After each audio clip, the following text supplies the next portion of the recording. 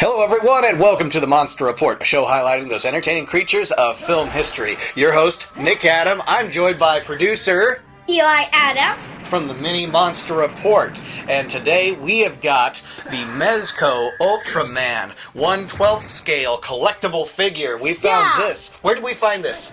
at Toy Department. Toy Department in Fairfield, Ohio, near Hamilton, Ohio, if you're Cincinnati area. So it's one of our favorite places to go, isn't it? Yeah. Yeah, they don't always have all of the Godzilla stuff, but that day, anyways, we went there, we saw the Ultraman in the case, Mezco figure, and we just had to pick him up. So, you ready to get into this? Yep. Alright, today is... Monster!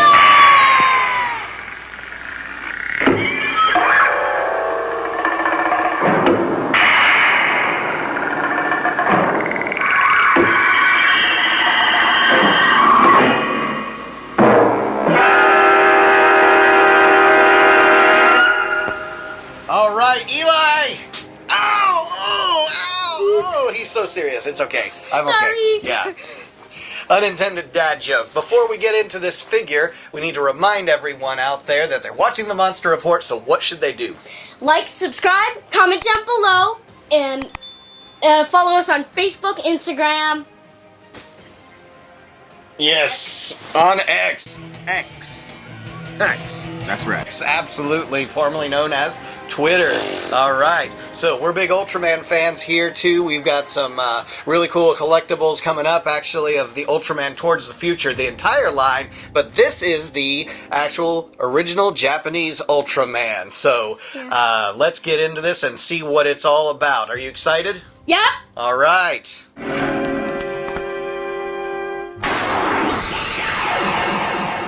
Alright, Eli, we've got him unpacked and we're going to check things out with him. One of the things that we have gotten into is getting away from showing the whole unpacking process because, I don't know, it just kind of makes the episode long. I'm going to show off the box art first and then we'll get back to the figure. So the box art, really awesome box art there. And to get you excited if you happen to see this in a store, shows you all the accessories. And for the first time that I have had is an Ultraman with A cape. a cape. What have I said about capes? No capes! No capes. Just like the lady in Incredibles, right? Edna Mode. Do you remember Thunderhead? His cape snagged on a missile pin. No cape! They look nice, but they get caught up in things. But this is called the mantle cape. The mantle cape. That makes no sense. No, it's just, well, and even while he's firing the Specium beam, it just seems a little silly, but we'll kind of talk about that as we go. Some of the things you get, do you want to start with some of the extra accessories before we get to the figure? Yeah, sure. So tell me about one of the things that he includes. He includes this We'll start with this? Yeah. Specium spring? Specium spring, yeah. And the obvious one that actually appears in Shin Ultraman, the buzzsaw. Yeah. Specium buzzsaw, I guess. So his projectiles, what he shoots from his hands at the. And then the interchangeable laser eyes. Yeah, here I'll show the camera. So yeah, interchangeable face, not a head, because it's just the front portion of his helmet essentially with the laser beam eyes. And I love that. If you can see that, we'll get some shots of it. It's got a gradient from yellow, which is his eye color, kind of a light yellow, to the blue, which is really awesome. They don't just give you a laser, looking... Speaking of eyes, it might be a problem with the lighting, but... Yeah, we can see it. You can see that. It actually lights up in the chest, too. Yeah, we're going to get to the figure here in a second. Let's talk about the accessories. So, yeah, we've got the interchangeable head, the spiral beam. Which would go on his arm and then, launch off like a rocket launcher or something. And this actually fits on between his hands, and you do have a lot of interchangeable hands to go with. Let's talk about, before we get to the interchangeable hands, what else did we get?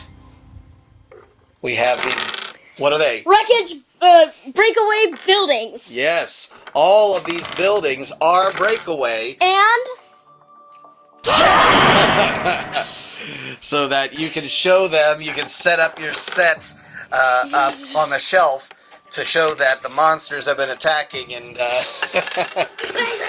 oh yeah, he's ready to play. One of the other things that's cool that it comes with is the jet for the science patrol. Yeah, the science patrol thingy. Yep. So they can follow Ultraman around. But he'll get blown up. Yep. They can report on what he's doing, and this can crash into the water.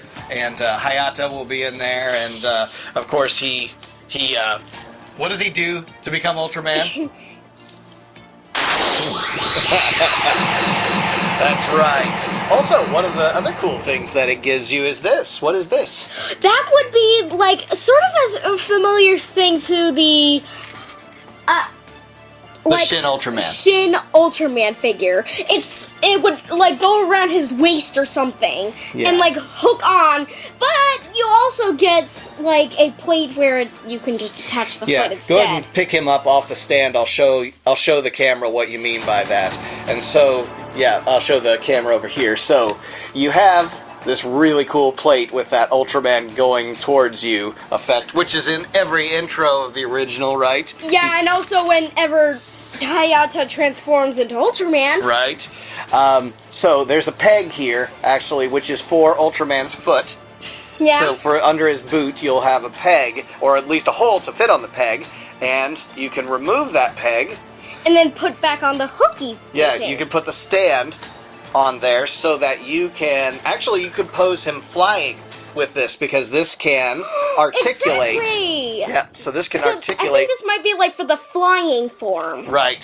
So Or he's you could taking just off. have him for hooking. Yeah, you if could even... prefer that. You can back up this so that you can set him up so that he's being held by the waist and still standing. Yeah. Yeah, a lot of different poses. And then It's you kind of can, rigid, isn't it? Kind of rigid, yeah. Yeah, but I'm gonna, for today's purposes, we'll just pose him on this really cool stand that they provided for us. So again, Mezco, great job so far. I'm loving the accessories. The Godzilla vs. Hedra, that Mezco set had these buildings too, but they weren't to Breakaway. this scale.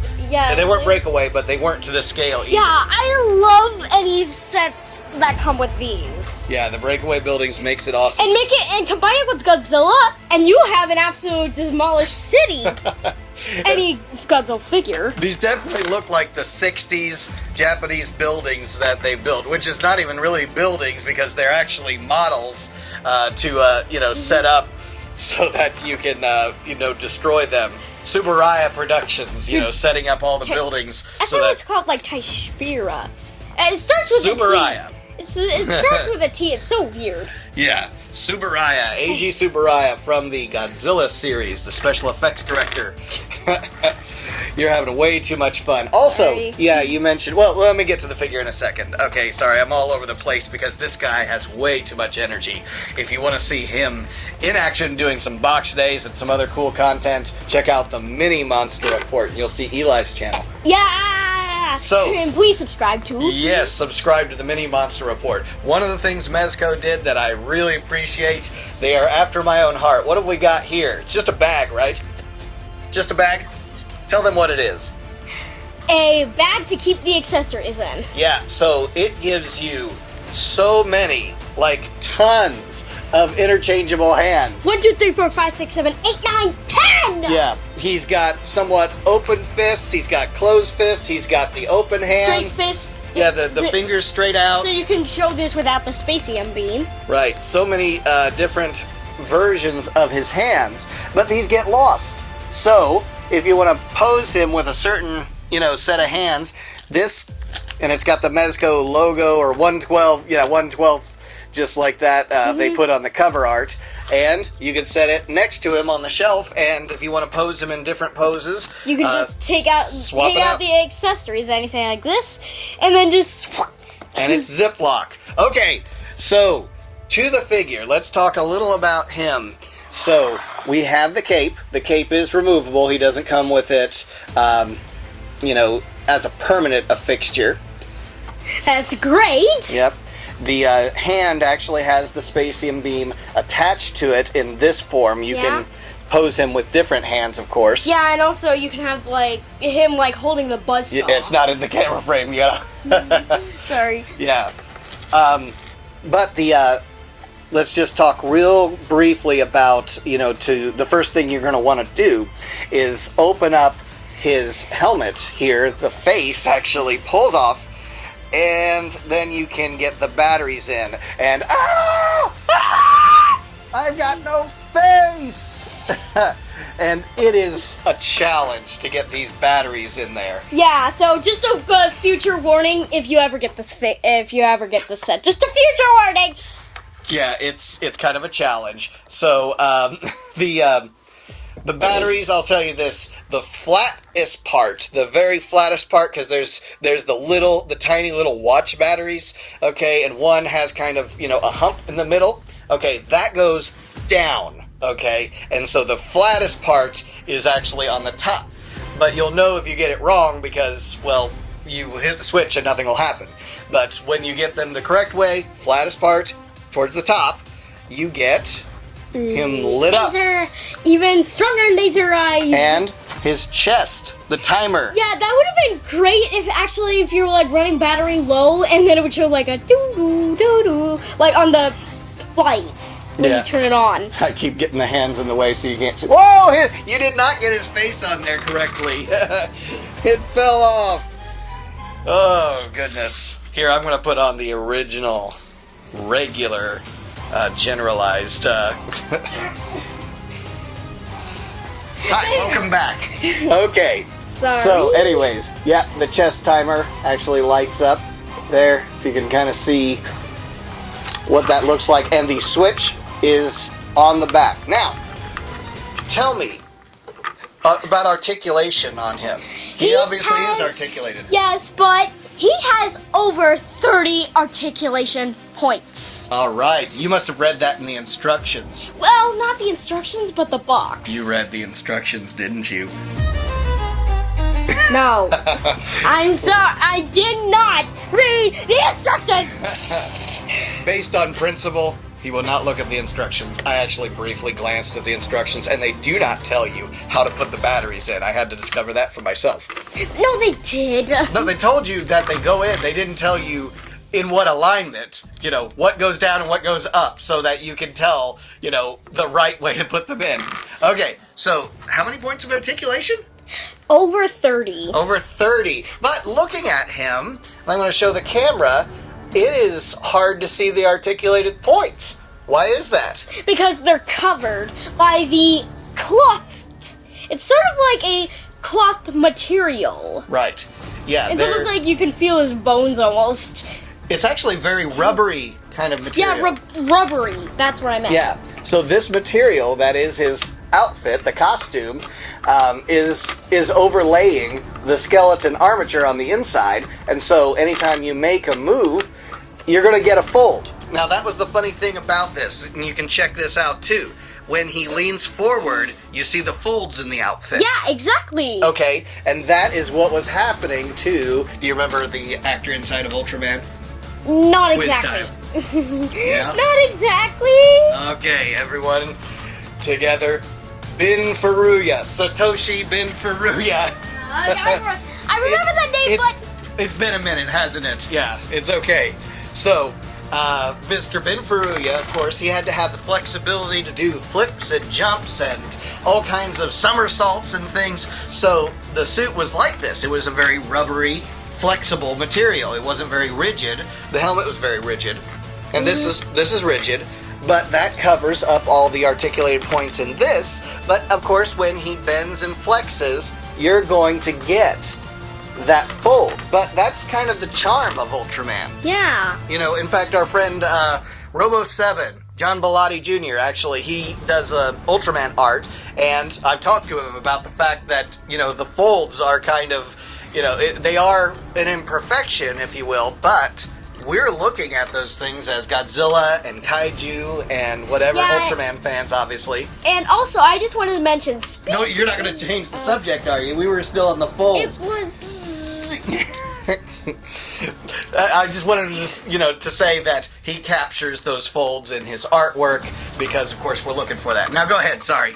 I wanted to say, speaking of the suits, back on the Tucson Kaiju Festival 2023, there was someone who was dressed up in an Ultraman suit. That's right. With the folds and the helmet. They call that cosplay. Yeah, they go Cosplay. they go to conventions dressed up as we had a Mothra, we had a Godzilla. Yeah. Yeah. That Godzilla was sick. He was cool, wasn't he? And of course we had a guy dressed up as Ultraman, and they all looked great. It was fantastic. Yeah. But yeah, the cape was definitely a different situation, and I'll talk a little about that.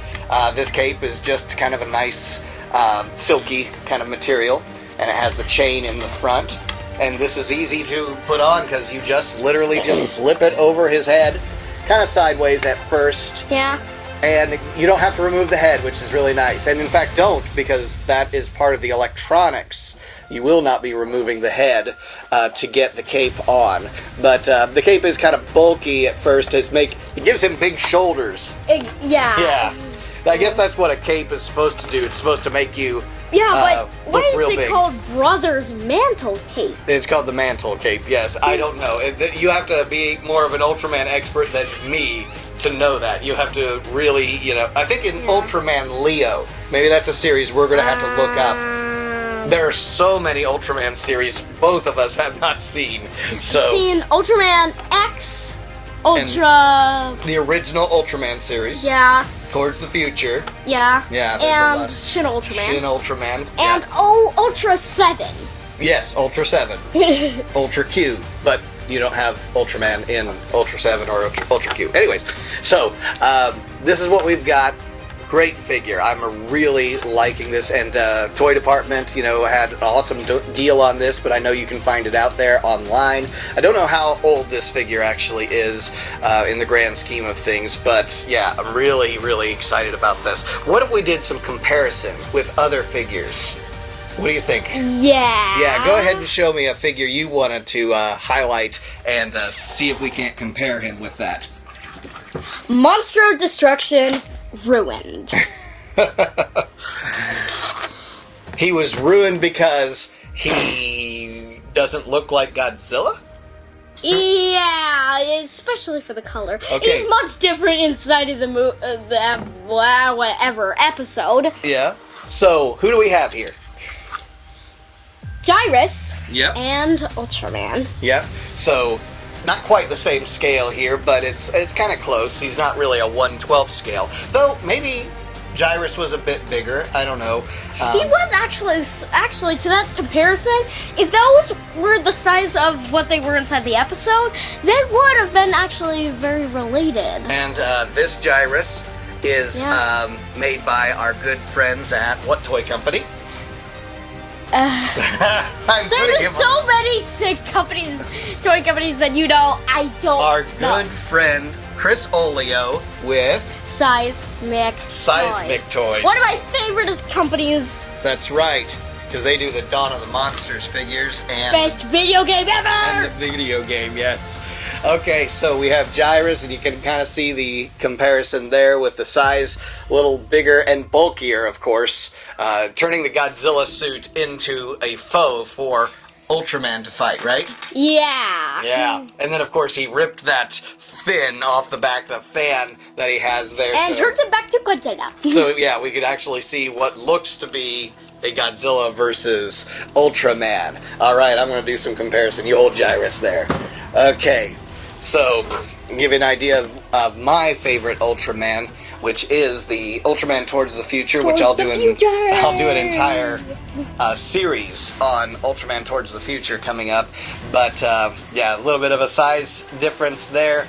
This is made by DreamWorks company, and as they age, there's a lot of paint scuffs that happen on these figures, these DreamWorks figures. Of course, this is the one I had when I was a child, so it's been played Paint with. scuffs? Yeah, see all the scuffing? Yeah. Where are you going? About an upgrade of the scuffs. Oh yeah, you've got a lot of paint scuffs on that one. Yeah. But anyways, so, and obviously the articulation on the DreamWorks figure is nowhere near what this one was. The new Mezco one that we have. And the big boy. Okay, And there we have the Shin Ultraman. He takes up just about every bit of camera space, so we're just going to be able to, see him in the wide shot here. You remember doing this episode? Yeah. Yeah, you had the Ender Dragon, and I had the Shin Ultraman. So this one, of course, has a lot of articulated points But to him. one thing in relationship with this.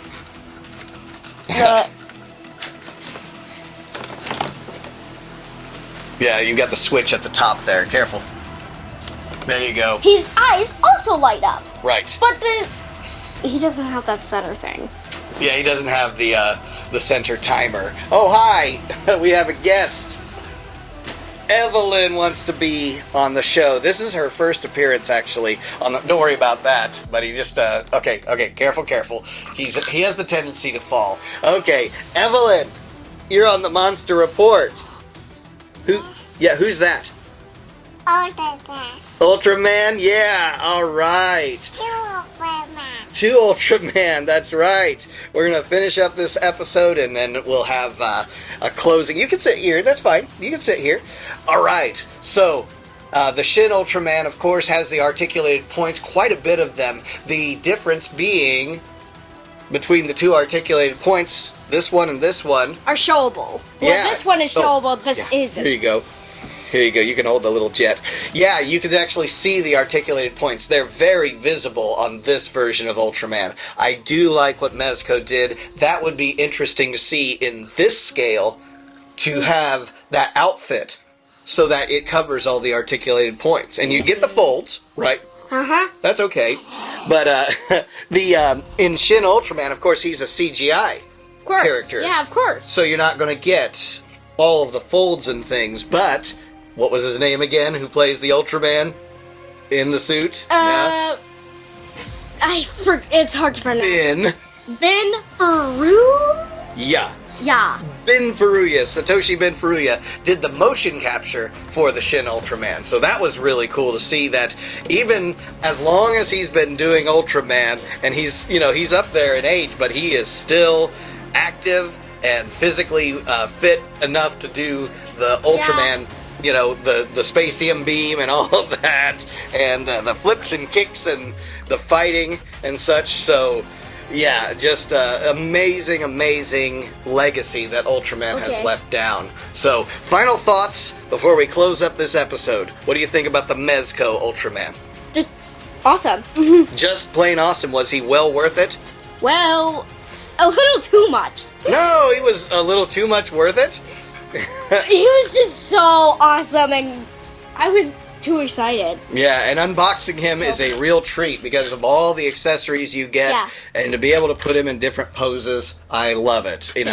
So well worth it, and I'm excited to get him on the shelves with all the other Ultraman, and we'll do a collection video so you can kind of see all of the Ultraman figures we've got here, and of course, keep watching because we've got more episodes of Box Day coming up here in the near future, and we're going to be showing you all kinds of cool other Godzilla, Masters of the Universe, Ultraman, all kinds of all those. Anything monster related, right? Yeah, exactly, of course. Of course, that's why you're here on the Monster Report. So, what do they got to do before they leave?